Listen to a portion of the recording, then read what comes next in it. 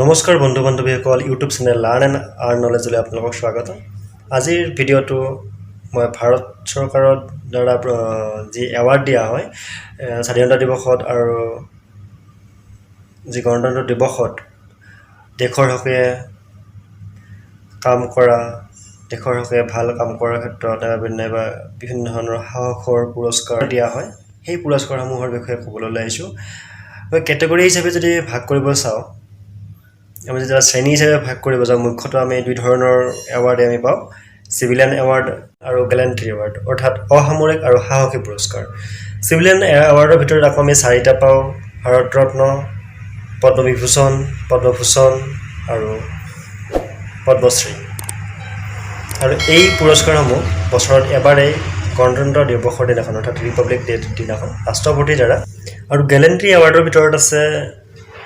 মহাবীৰ চক্ৰ, পৰমবীৰ চক্ৰ, বীৰ চক্ৰ, অশোক চক্ৰ, কীৰ্তি চক্ৰ আৰু শেষৰটো কি আছিলে, সূৰ্য চক্ৰ। গেলেণ্ট্ৰি এৱাৰ্ডসমূহ অৰ্থাৎ যি সাহসিকতা পুৰস্কাৰসমূহ দিয়া হয়, সেই বছৰৰ দুবাৰকৈ দিয়া হয়, স্বাধীনতা দিৱসৰ দিনাখন আৰু গণতান্ত্ৰিক দিৱসৰ দিনাখন। আৰু এইবিলাক ভাৰত চৰকাৰৰ দ্বাৰা দিয়া হয়, যিধৰণে চিভিলিয়ান এৱাৰ্ডবিলাক ৰাষ্ট্ৰপতিৰ দ্বাৰা প্ৰদান কৰা হয়, আৰু এইটো ভাৰত চৰকাৰৰ পৰা দিয়া হয়। আৰু এইটো বিশেষকৈ সামৰিক ক্ষেত্ৰত এনেকুৱা ধৰণৰ পুৰস্কাৰবিলাক দিয়া। এই ভিডিঅ'ত গেলেণ্ট্ৰি এৱাৰ্ডৰ বিষয়ে আমি আলোচনা নকৰোঁ, চিভিলিয়ান এৱাৰ্ডৰ বিষয়ে আমি আলোচনা কৰিম। গতিকে ভিডিঅ'টো কণ্টিনিউ চাই যাব বুলি আশা কৰিছোঁ, আৰু ভিডিঅ'টো লাইক, শ্বেয়াৰ আৰু ছাবস্ক্ৰাইব কৰিবলৈ নাপাহৰিব। আৰু ভিডিঅ'টোৰ মাজত কিবা জানিব লগা থাকিলে নিশ্চয় কমেণ্ট কৰি আপুনি আপোনাৰ মতামত জনাই দিব। বলক ভিডিঅ'টো আৰম্ভ কৰোঁ। এৱাৰ্ড ইন ইণ্ডিয়া, ভাৰতত যিবিলাক এৱাৰ্ড দিয়া হয় সেইবিলাক বাৰু কোনবোৰ? The major categories of award in India R civilian award and gallantry award. আমি যদি মুখ্যভাৱে ভাগ কৰোঁ, আমি ভাৰতবৰ্ষত যিবিলাক এৱাৰ্ড দিয়া হয়, যিবিলাক সন্মান দিয়া হয়, যিবিলাক বঁটা দিয়া হয়, আমি তাক দুই ধৰণে ভাগ কৰিব পাৰোঁ। এটা হ'ল চিভিলিয়ান এৱাৰ্ড আৰু গেলেণ্ট্ৰি এৱাৰ্ড। এই চিভিলিয়ান এৱাৰ্ড অৰ্থাৎ অসামৰিক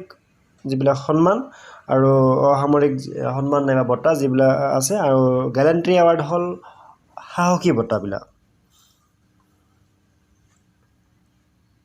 civilian award and gallantry award. এই চিভিলিয়ান এৱাৰ্ড আৰু গেলেণ্ট্ৰি এৱাৰ্ডৰ ভিতৰত কি কি বঁটা আমি পাওঁ বলক আলোচনা কৰোঁ। চিভিলিয়ান এৱাৰ্ড, চিভিলিয়ান এৱাৰ্ডৰ প্ৰথমটোৱে হ'ল ভাৰত ৰত্ন এৱাৰ্ড, তাৰপিছত আকৌ তিনিটা পদ্ম এৱাৰ্ড আছে, সেইকেইটা হ'ল পদ্মবিভূষণ, পদ্মভূষণ, পদ্মশ্ৰী। আৰু এইপিনে গেলেণ্ট্ৰি এৱাৰ্ড অৰ্থাৎ সাহসী বঁটাবোৰ হ'ল পৰমবীৰ চক্ৰ, মহাবীৰ চক্ৰ, বীৰ চক্ৰ, অশোক চক্ৰ, কীৰ্তি চক্ৰ আৰু শেষৰটো হ'ল সূৰ্য চক্ৰ। চিভিলিয়ান এৱাৰ্ড, আমি ইয়াতে গেলেণ্ট্ৰি এৱাৰ্ডৰ বিষয়ে ঠিক আলোচনা নকৰোঁ, আমি চিভিলিয়ান এৱাৰ্ড অসামৰিক এৱাৰ্ডৰ বিষয়ে আমি আলোচনা কৰিম। Civilian award are conferred to people with outstanding achievement in their field of work. অৰ্থাৎ চিভিলিয়ান এৱাৰ্ডবোৰ হ'ল সেইবিলাকক দিয়া হয়, অৰ্থাৎ যিবিলাকে নিজৰ কামত এক পাৰদৰ্শিতা দেখুৱায়, ভাল এচিভমেণ্ট দেখুৱায়, আউটষ্টেণ্ডিং এচিভমেণ্ট দেখুৱায়। ইয়াৰে প্ৰথম this award are presented to the respective recipient by the president of India on Republic Day. আৰু এই অসামৰিক এৱাৰ্ডটো সাধাৰণতে ৰিপাব্লিক ডেৰ দিনাখন ৰাষ্ট্ৰপতিৰ দ্বাৰা প্ৰদান কৰা হয়। আৰু ইপিনে যি গেলেণ্ট্ৰি এৱাৰ্ড আছিলে, সাহসী বঁটা আছিলে, সেইবিলাক বিশেষকৈ ভাৰত চৰকাৰৰ পৰা প্ৰদান কৰি দিয়া হয়। কিন্তু এই চিভিলিয়ান এৱাৰ্ডবোৰ বিশেষকৈ ৰিপাব্লিক ডেৰ দিনাখন কি কৰা হয়, ৰাষ্ট্ৰপতিৰ দ্বাৰা দিয়া হয়। আৰু অসামৰিকবোৰ বিশেষকৈ 15 আগষ্টৰ দিনাখন অৰ্থাৎ ইণ্ডিপেণ্ডেন্স ডেৰ দিনাখন প্ৰদান কৰা হয়। The inception year of this civilian award is 1954। এই চিভিলিয়ান এৱাৰ্ড দিয়াৰ প্ৰথমটো ধাৰণা লোৱা হৈছিল 1954। Civilian award are categorise according to the degree of honour. এই চিভিলিয়ান এৱাৰ্ডবোৰ কিছুমান ডিগ্ৰী হিচাপে ভাগ কৰা হৈছে, first degree, second degree, third degree. ইয়াৰ যিখিনি কৰ্ম, যিখিনি নিজৰ কৰ্ম ক্ষেত্ৰত যি অৰিহণা যোগায় তাৰ ওপৰত এক মাপকাঠি দি তাক কিছু ডিগ্ৰী হিচাপে তাক ছেপাৰেট কৰি লৈছে আৰু সেইকেইটা প্ৰথমটো হ'ল ভাৰত ৰত্ন যোনটো ফাৰ্ষ্ট ডিগ্ৰী অফ অনাৰ যোনটো প্ৰথম সন্মান যোনটা অসামৰিক সন্মান এনে সাধাৰণতে পৰীক্ষাটো আহে ভাৰতৰ প্ৰথম যোনটো অসামৰিক সন্মানটো কি হ'ল সেইটো হ'ল ভাৰত ৰত্ন আৰু এই ভাৰত ৰত্ন 1954 চনৰ জানুৱাৰীত স্বাধীন ভাৰতৰ প্ৰথম ৰাষ্ট্ৰপতি যেতিয়া ৰাজেন্দ্ৰ প্ৰসাদ আছিল তেখেতে এই পুৰস্কাৰ প্ৰৱৰ্তন কৰিছিলে আৰু 13 জুলাই 1977 অৰ্থাৎ 13 জুলাই 1977 চনৰ পৰা 26 জানুৱাৰী 1980 পৰ্যন্ত এই বঁটা প্ৰদান কৰাটো বন্ধ হৈ আছিল আৰু তেতিয়াৰ প্ৰাইম মিনিষ্টাৰ আছিল মোৰাৰজী দেশাই তেখেত হ'ল 4 number Prime Minister of India, the 4th Prime Minister of India. So next আমি আৰু ইয়াত আছে কিছু যেনে ধৰণৰ প্ৰথম যেতিয়া দিয়া হৈছিল তেতিয়া এই ভাৰত ৰত্নৰ উপাধিটো পাইছিলে সৰ্বপল্লী ৰাধাকৃষ্ণনে পাইছিলে চক্ৰৱৰ্তী ৰাজগোপালচাৰীয়ে পাইছিলে CV ৰমনে পাইছিলে আৰু শেষত ৰিসেন্টলি যে আমাৰ পাইছিলে এই তাত আছিল ডক্টৰ ভূপেন হাজৰিকাদেৱ যাক নেকি মৰণোত্তৰভাৱে দিয়া হৈছিল আৰু আন এজন আছিল নানাজী দেশমুখ তেখেতেও মৰণোত্তৰভাৱে পাইছিল অৰ্থাৎ মৃত্যুৰ পিছত লাভ কৰিছিল আৰু প্ৰণৱ মুখাৰ্জী এই তিনিগৰাকী আমাৰ ৰিসেন্টলি এই পদ লাভ কৰে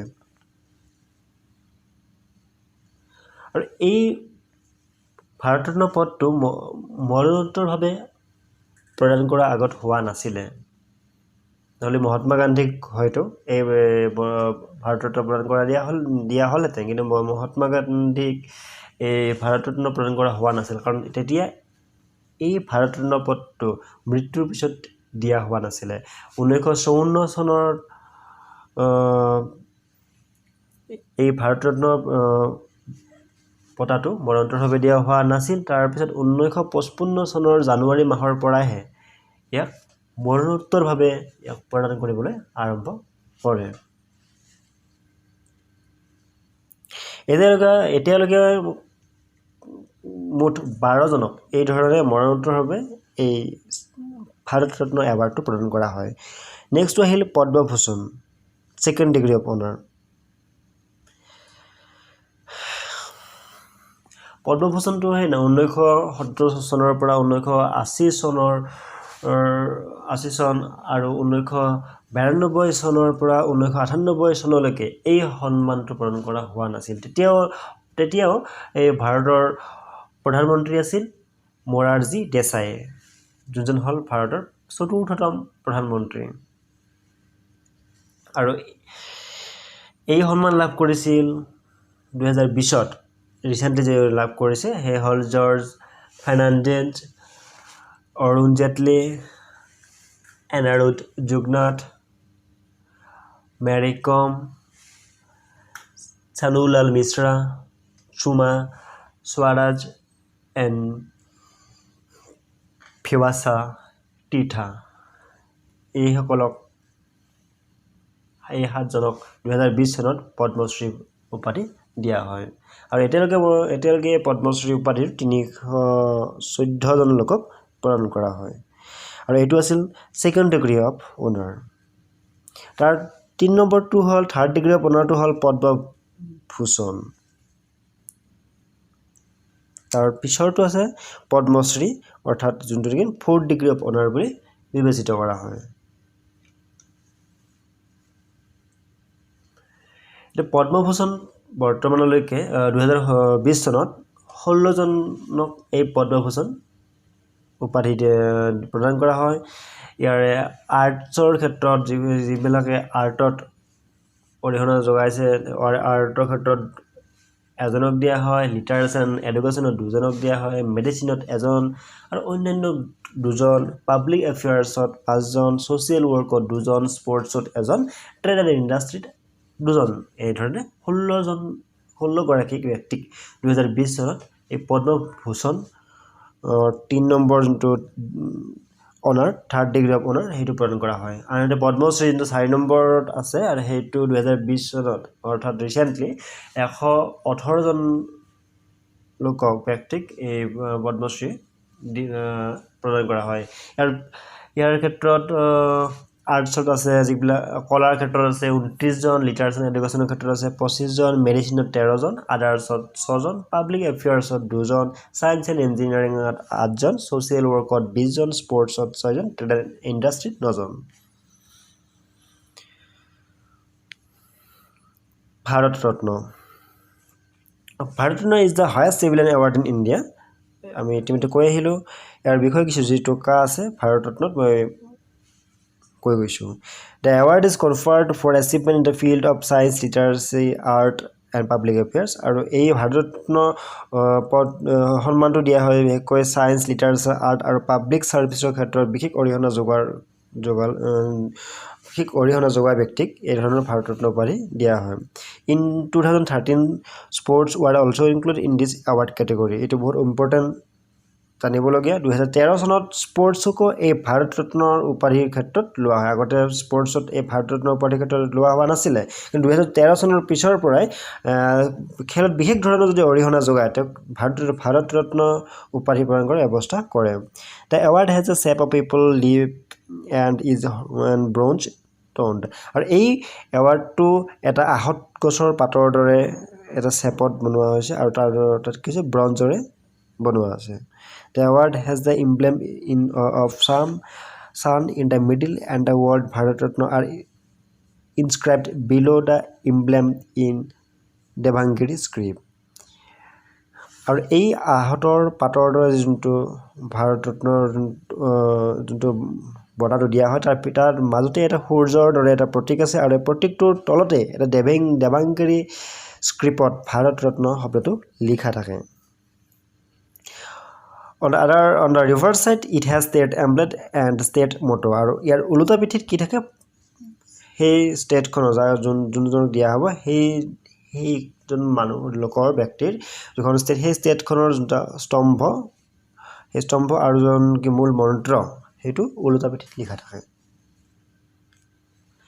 Padma is the second highest civilian award in India this is conferred to the people with distinguished achievement in the field of arts literature science and public affairs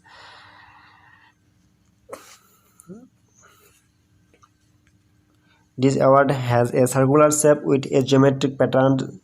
superimposed on the circle and is turned bronze and in the circle a lotus flower is embossed আৰু এইটো art literature science আৰু public serviceত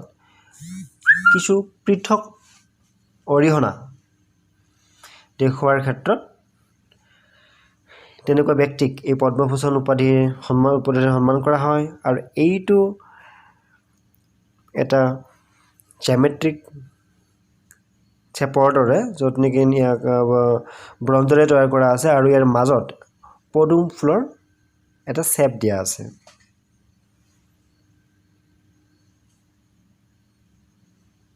The word Padman Bhushan is inscribed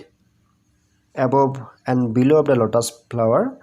in Devangiri script আৰু ইয়াৰ প্ৰত্যেকটো আমি ভাৰত ৰত্ন পাইছো আৰু পদ্মভূষণটো পালো যে ইয়াত যি সেই পদটোৰ উপাধিটোৰ নাম লিখা থাকে অৰ্থাৎ পদ্মভূষণ যোনটো পদ্মভূষণ সন্মানত লিখা প্ৰতীকটোত লিখা থাকে আৰু এইটো দেৱাংগিৰি স্ক্ৰিপ্টত লিখা থাকে আৰু ইয়াতে যোনটো পদুম ফুলটোৰ ওপৰত আৰু তলত ধুনীয়াকৈ পদ্ম আৰু ভূষণ শব্দটো দেৱাংগিৰি স্ক্ৰিপ্টত লিখা থাকে আৰু এইটো এস্টাবলিশ কৰা হৈছিল 1954 ত নেক্সট হল Padma Bhushan this is the third highest civilian award আৰু এইটো 3 নম্বৰ highest civilian award পৰে it conferred to the people with achievement in for service in any field including service rendered by government servant including doctor and scientist but exclude those working with public sector undertaking আৰু এই পদ্মভূষণ উপাধিটো সন্মানটো বিভিন্ন ধৰণৰ গভৰ্ণমেণ্টৰ সাৰ্ভিসৰ ক্ষেত্ৰত বিশেষ অৰিহণা যোগালে এই সন্মান দিয়া হয় যেনেকৈ ডক্টৰ সায়েন্টিষ্ট এইবিলাকো দিয়া হয় কিন্তু যিবিলাক পাব্লিক আন্ডাৰটেকিং ওয়াৰ্ক হয় সেইবিলাক কামৰ অৰ্থাৎ ষ্টেট গভৰ্ণমেণ্টৰ আণ্ডাৰত যিবিলাক হয়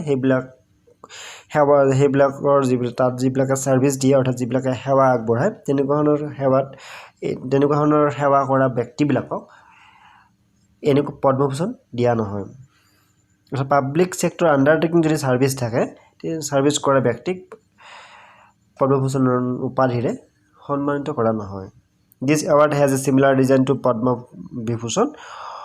All the embossing is done in gold. আৰু এইটো পদ্ম বিভূষণৰ দৰে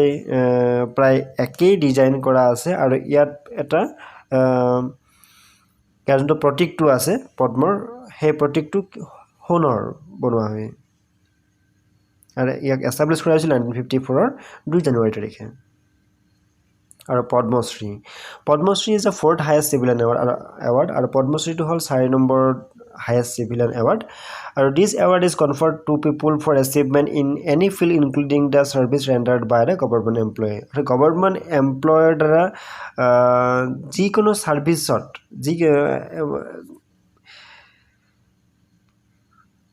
যিকোনো ছাৰ্ভিচ যিকোনো সেৱা আগবঢ়ায় গভৰ্ণমেণ্ট এমপ্লয়ৰ ক্ষেত্ৰত এই পদ্মশ্ৰী উপাধি লাভ কৰা হয় অৰ্থাৎ যিবোৰ গভৰ্ণমেণ্ট এমপ্লয়ী তাৰ নিজ সেৱাত ভাল অৰিহণা দেখুৱায় এক পৃথক অৰিহণা দেখুৱায় তেনেকুৱা ধৰণৰ ব্যক্তিক এই পদ্মশ্ৰী উপাধিৰে সন্মান কৰা হয়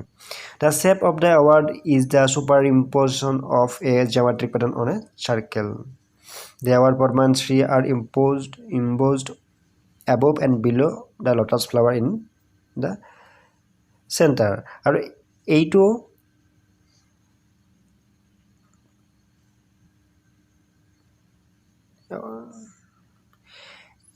এটা ইয়াৰ মাজভাগত এটা ঘূৰণীয়া আকৃতিৰ এটা জিঅ'মেট্ৰিক পেটাৰ্ণ থাকে আৰু তাৰ ভিতৰতে যি পদুম ফুলৰ এটা প্ৰতীক থাকে আৰু তাৰ ওপৰ তলতে ইয়াতে পদ্ম আৰু শ্ৰী শব্দ দুটা ইম্প'জ কৰা আছে All the embossing is done in stainless steel and the periphery is furnished in bronze. ইয়াৰ গোটেই প্ৰতীকটো ব্ৰঞ্জৰে তৈয়াৰী আৰু ভিতৰৰ যিখিনি প্ৰতীক আছে সেইটো ষ্টেইনলেছ ষ্টিলৰ দ্বাৰা বনোৱা ইয়াক 1954ত এষ্টাব্লিছ কৰা হৈছিল ধন্যবাদ please like comment and share